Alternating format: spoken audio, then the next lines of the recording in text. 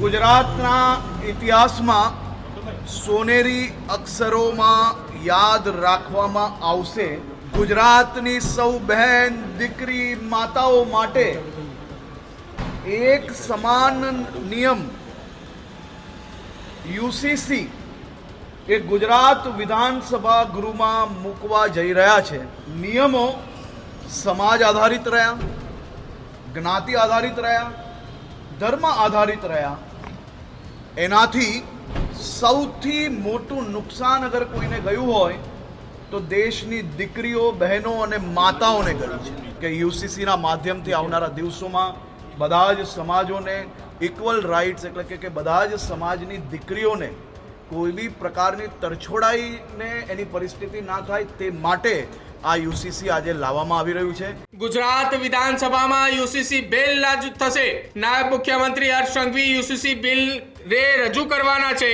મુખ્યમંત્રી ભૂપેન્દ્ર પટેલે ગુજરાતની બહેનો અને દીકરીઓ માટે મોટો નિર્ણય લીધો છે। જ્ઞાતિ આધારિત કાયદાઓને કારણે સૌથી વધુ નુકસાન મહિલાઓને થાય છે। આ નિર્ણયથી રાજ્યની લાખો મહિલાઓને મોટું કાયદાકીય રક્ષણ પ્રાપ્ત થશે। હજુ સુધી તમે અમારી ચેનલને સબસ્ક્રાઇબ નથી કરી તો અત્યારે જ ન્યૂઝરૂમ ગુજરાતને સબસ્ક્રાઇબ કરો, ફેસબુક અને ઇન્સ્ટાગ્રામ પર ફોલો કરો।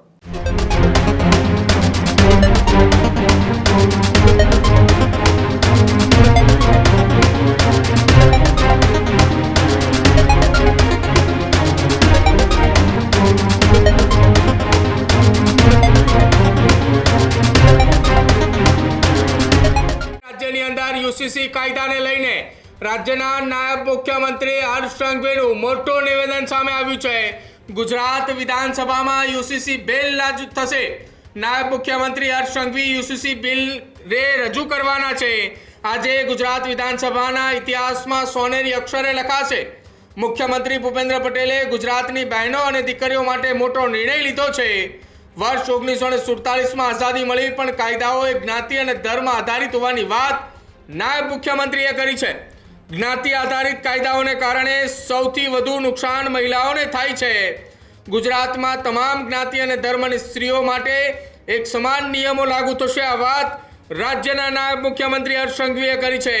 આ નિર્ણયથી રાજ્યની લાખો મહિલાઓને મોટું કાયદાકીય રક્ષણ પ્રાપ્ત થશે। નાયબ મુખ્યમંત્રી હર્ષ સંઘવીએ આ નિર્ણય બદલ રાજ્યના મુખ્યમંત્રી ભૂપેન્દ્ર પટેલનો આભાર માન્યો છે। આજે ગુજરાત વિધાનસભાની અંદર યુસીસી બિલ રજૂ થનાર છે। નાયબ મુખ્યમંત્રી હર્ષ સંઘવી યુસીસી બિલ રજૂ કરવાના છે। આજનો દિવસ ગુજરાતના ઇતિહાસમાં સોનેરી અક્ષરે લખાશે તે પ્રકારનું નિવેદન નાયબ મુખ્યમંત્રી હર્ષ સંઘવીએ આપ્યું છે। થોડા દિવસો પહેલા જ યુસીસીની જે કમિટી બનાવવામાં આવી હતી એ કમિટીએ રાજ્યની અંદર આખી ગુજરાતની અંદર સર્વે કર્યા બાદ મુખ્યમંત્રીને રિપોર્ટ સોંપ્યો હતો। એ રિપોર્ટ બાદ આજે ગુજરાત વિધાનસભાની અંદર યુસીસી બિલ જે છે તે રજૂ થનાર છે અને બિલને લઈને રાજ્યના નાયબ મુખ્યમંત્રી હર્ષ સંઘવીએ શું પ્રતિક્રિયા આપી સાંભળો। આજનો દિવસ ગુજરાતના ઇતિહાસમાં સોનેરી અક્ષરોમાં યાદ રાખવામાં આવશે। આજે ગુજરાતના લોકપ્રિય મુખ્યમંત્રી આદરણીય શ્રી ભૂપેન્દ્રભાઈ પટેલ ગુજરાતની સૌ બહેન દીકરી માતાઓ માટે એક સમાન નિયમ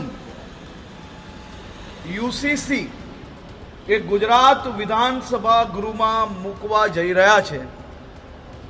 1947માં આપને આઝાદી મળી ગઈ પરંતુ દેશભરમાં નિયમો સમાજ આધારિત રહ્યા, જ્ઞાતિ આધારિત રહ્યા, ધર્મ આધારિત રહ્યા। એનાથી સૌથી મોટું નુકસાન અગર કોઈને ગયું હોય તો દેશની દીકરીઓ, બહેનો અને માતાઓને ગયું છે। આજે ગુજરાતમાં મારી સૌ માતાઓ, બહેનો અને દીકરીઓ માટે એક સમાન નિયમો એ આવનારા દિવસોમાં આવી રહ્યા છે। યુસીસી એ દેશના તમામ લોકો માટે એક સરખા નિયમો, લગ્ન બાબતે હોય કે પછી દીવાની બાબતે હોય, આ બધા જ વિષયોમાં એક સમાન નિયમ યુસીસીના માધ્યમથી ગુજરાતમાં લાવવામાં આવશે। આજનો દિવસ એ ઐતિહાસિક છે. મારી આ બધી માતાઓ, બહેનો અને દીકરીઓ આજના દિવસની વર્ષોથી રાહ જોઈ રહી હતી. એ દિવસ, આ ઘડી આ સૌ બહેનો માટે ખૂબ મોટું રક્ષણ પુરવાર થવાનું છે. મુખ્યમંત્રી શ્રી ભૂપેન્દ્રભાઈ પટેલને રાજ્યની સૌ દીકરીઓ, માતાઓ અને બહેનો આજે આશીર્વાદ આપી રહી છે, અભિનંદન આપી રહી છે કે યુસીસીના માધ્યમથી આવનારા દિવસોમાં બધા જ સમાજોને ઇક્વલ રાઇટ્સ, એટલે કે બધા જ સમાજની દીકરીઓને કોઈ બી પ્રકારની તરછોડાઈને એની પરિસ્થિતિ ના થાય તે માટે આ યુસીસી આજે લાવવામાં આવી રહ્યું છે. યુસીસી એ કોઈ એક ધર્મ માટે નથી, પરંતુ બધા જ ભારતીયો માટે એક સમાન છે. હું રાજ્યના મુખ્યમંત્રીશ્રીને, રાજ્યના સૌ નાગરિકો વતી ખૂબ ખૂબ અભિનંદન આપું છું કે આપ સાહેબે આ વિચારીને આદરણીય પ્રધાનમંત્રીશ્રીના જે વિચારો છે તેને ગુજરાતમાં, દેશમાં બીજા રાજ્ય તરીકે આપણે આજે યુસીસી લાવી રહ્યા છે. અને જરૂરથી બહુમતીથી, અને હું માનું છું ત્યાર સુધી રાજ્યની દીકરીઓ, રાજ્યની માતાઓ, રાજ્યની બહેનોની સુરક્ષાનો વિષય હોય, એમના હકનો વિષય હોય, ત્યારે બધા જ ચૂંટાયેલા પ્રતિનિધિઓ એમના વિસ્તારની બહેનો, માતાઓ અને દીકરીઓના હકમાં એક સમાન, એમના ન્યાયમાં સાથે અને ખૂબ ઐતિહાસિક રીતે આ બિલ આજે પ્રસ્તુત, સાથે સાથે પાસ બી થાય તેવો મારો 100% વિશ્વાસ છે. ત્યારે જ ન્યૂઝરૂમ ગુજરાતની યુટ્યુબ ચેનલને સબસ્ક્રાઇબ કરો અને ઇન્સ્ટાગ્રામ અને ફેસબુક પર ફોલો કરો. અપડેટ રહો, સત્યની સાથે રહો.